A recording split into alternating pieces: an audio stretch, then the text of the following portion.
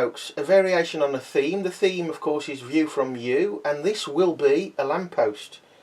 It's not a working lamppost at the moment, but it will be, and it was, and it will be again in the future.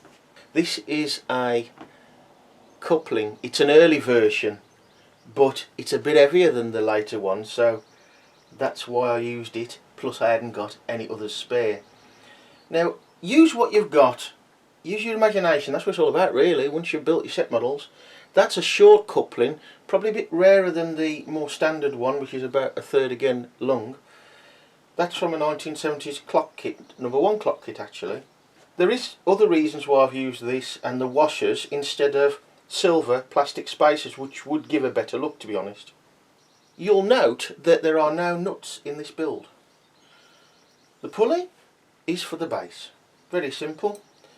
Select axles to suit the length that you're going to make. Now originally this was made to go with the multi-kit model, the 1970s multi-kit model of the, well, we call it cherry picker these days. We'll put the coupling on. Now the pulley is very light really, and already the axle is quite long. So we need this to aid the stability because it's quite top heavy even with this on. So we're going to secure the coupling there like that, so the slots, the heads of the grub screws in this case, will not be on show. So with the base and the coupling fitted, and bit of an admission here folks, this is the umpteenth take because I put the next axle together and didn't put the washers on, which meant I couldn't put the washers on, so start again.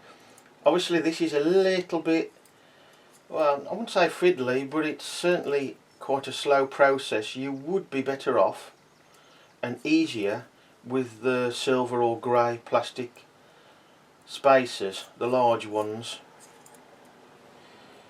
but these again add weight to the bottom. You could of course fit something heavier at the bottom, but something that doesn't look too odd and out of place and not too big either. I mean, you could use a 3-inch pulley, but it's a bit big, that is. You probably wouldn't need that much in the way of counterbalance then though. You could always bolt something to the bottom of the base, but of course eventually that would mean raising the base up, so depends what you want. I needn't have made it this tall. As I said, it was built for the cherry picker, because that was going to be utilised in a video, these two together, but as you can see it's quite mundane, but there we are. It does add the weight that we need, or most of it. It's still pretty unstable, to be honest, and it does have that sort of grey look of well, it is zinc plated actually, galvanised, so it is quite apt in a way, not very neat perhaps. So with that on, as you can imagine, holding the other end, all those, they slide around a bit. So we get another collar, and we're going to, or a collar I should say, we've only got the one.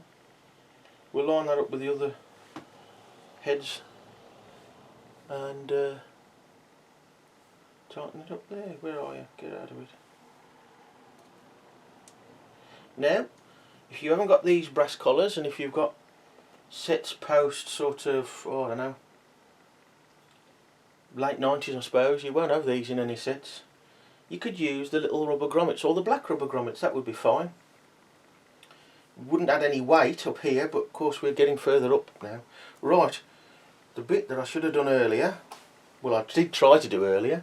Now we're going to put this on here, the rod connector.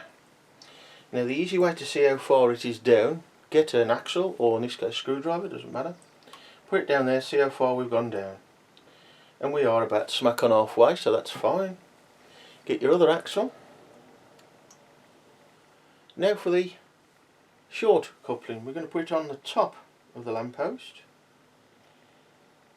and we're going to try and line up so things are hidden a bit. That's about right at the back. Okay, yeah, that will do. I'm just going to tighten this here. Doesn't really matter about not showing the grub screw heads, it just looks perhaps a bit neater, I suppose. So that's on there. Now that gives us our correct angle now to fit the rest of the lamppost. Again, much of this can be changed simply by changing the length of the axles used, so height, and also the reach of the lamp itself. So I'm using a 1-inch axle there. It's about 25mm to you younger folk. And rather nicely, although a little bit awkward to do in the camera, I'll just tighten that grub screw there, which is out the way underneath. And the final bit is this rod and strip connector, and we're going to put that onto the 1-inch axle like so, which forms our head, and the LED would fit in there. The ones I tried only just fitted there, they was a bit too tight, if I was honest, so we'll see in the future. And there you have it, my lamppost.